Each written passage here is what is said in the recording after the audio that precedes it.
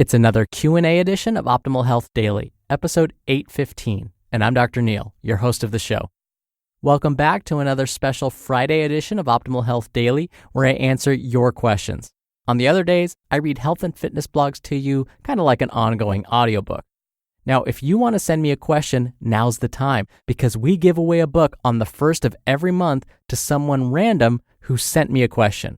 And the first of the month is this Sunday, if you're listening in real time. So you have the weekend to get your questions in to be in the raffle. And plus, it makes me super happy. I love listening to and answering your questions. And if you're wondering why you should bother sending me a question, aren't I the guy who just reads other people's blogs? What do I really know about stuff? Well, I do have my Doctor of Public Health degree with an emphasis in chronic disease prevention and nutrition. I also have my Master of Public Health degree with an emphasis in health promotion and health education. I'm also a registered dietitian nutritionist, a certified health education specialist, and a certified exercise physiologist through the American College of Sports Medicine. In addition to doing this podcast, I actually hold 3 faculty positions at various higher-level institutions.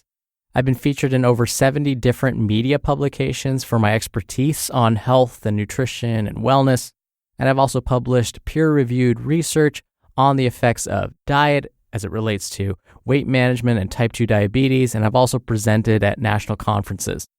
In fact, I'll just share with you a quote that I happened to catch while listening to one of my audiobooks. This one's by Ray Dalio, and it's called Principles. Ray Dalio is the founder of the world's biggest hedge fund firm, Bridgewater Associates, and so he and his team manage over $160 billion in assets every day. And so while I was listening to his book, I heard this quote: "Listening to uninformed people is worse than having no answers at all." And so I share with you my credentials for every Friday Q&A because I hope you feel that I'm one of those informed individuals. I'm hoping that this is a place where you can feel confident that the information I share is pretty much the truth.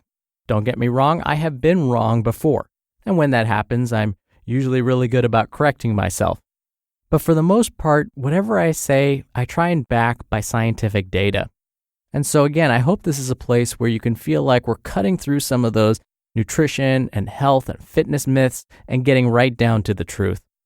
All right, that was a long intro. So let's hear today's question finally and start optimizing your life. Hi, Dr. Neil. My name is Sadie, and I'm calling because I have a question regarding products that are made with activated charcoal. I've noticed that there's a lot of products on the market now, from deodorants to toothpaste to different types of soaps, and many of them make detoxifying or cleansing claims. And I wanted to hear what your answer would be. Are these true, or is this just a marketing fad? I love your show, and thanks for your answer. Thank you for your question, Sadie. And thank you so much for your kind words. I'm so glad you enjoy the show. Now, regarding your question, it's interesting to me that activated charcoal is now being used in so many different ways. Back in school, I learned that activated charcoal was mostly used as a way to help clear certain substances out of a patient's system or to help purify our water. So for example, if someone overdosed on a substance, let's say Tylenol, doctors may administer activated charcoal orally to help prevent the body from absorbing more of that Tylenol. And believe it or not, this method of giving patients activated charcoal to help prevent poisoning has been going on since the 1800s. I guess it was only a matter of time before the same properties of activated charcoal were applied to other products like toothpaste and deodorants. Hey, if it helps prevent the absorption of certain harmful substances, why not use it for other home care products? Now, as per my usual, let's make sure we first understand what activated charcoal actually is. Then I'll get into answering your specific question, Sadie. Activated charcoal is kind of sort of similar to the charcoal you would use in your barbecue grill. If you think about what charcoal is made of, it's basically carbon with some other elements mixed in. And it's actually formed when plant matter decays and is eventually heated over millions of years. Similar to your store-bought charcoal, activated charcoal can be made using a bunch of different plant-based materials. But what makes it active is that it is heated to very high temperatures during its processing. By heating it to very high temperatures, it changes the chemical structure of the charcoal and makes it more likely to bind to substances like poisons. Oh, and during processing, activated charcoal goes through a purification process so that it is relatively free from many of the impurities you would find in their store-bought charcoal that you would use to heat your barbecue. So please do not buy store-bought charcoal and think it's the same as activated charcoal.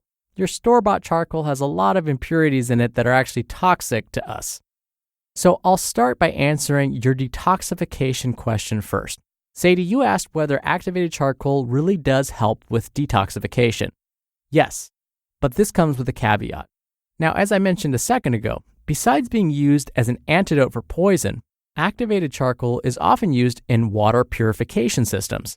This is again because it loves grabbing on to certain substances. In this case, activated charcoal likes grabbing on to heavy metals like lead. Lead is not something we want to consume, but occasionally, sadly, it ends up in our water supply. So, using activated charcoal as part of a water filtration system can reduce the likelihood that you'll be exposed to lead in your drinking water. So in this sense, yes, activated charcoal does detoxify. Now, when activated charcoal is given to humans, it may help remove some toxins from the blood. Some researchers have conducted very small studies looking at whether giving doses of activated charcoal to patients will help reduce things like blood cholesterol levels or even help those with advanced stages of kidney disease. With advanced stages of kidney disease, because the kidneys are responsible for filtering the blood, or basically removing toxins from the blood, the theory is activated charcoal will help remove those toxins and therefore help the kidneys do their jobs. The research is promising so far, but doctors simply don't know how much and how often activated charcoal should be given to their patients and for how long. Could there be long-term health problems from using it? We simply don't know.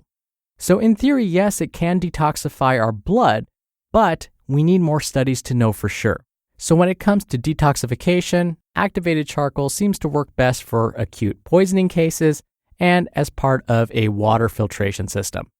Oh, and by the way, activated charcoal hasn't been shown to be effective as a hangover cure either. But what if it's an ingredient in toothpaste or deodorants? Well, there don't appear to be any studies that show it helps with whitening teeth or help reduce body odor. In fact, according to the Journal of the American Dental Association, they advise dentists to tell their patients to be cautious when using oral hygiene products that contain activated charcoal. This is because, based on the published studies, they simply don't know whether it's safe or effective.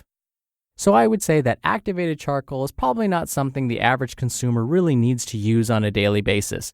It's great for water purification systems, and it's great for the emergency room when doctors need it for poisoning cases.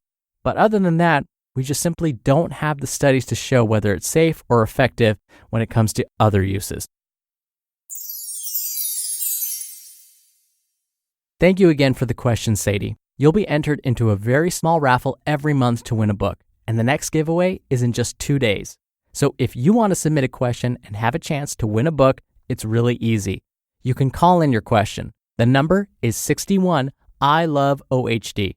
Or you can submit your audio question at oldpodcast.com/ask. If you do it that way, you can record your question, listen back to it, and then submit it to us. Again, that's at oldpodcast.com/ask. All right, that's another week of Optimal Health Daily in the books. Thank you for listening every day. Thank you for listening all the way through. Thank you for sharing this show with someone and being a subscriber.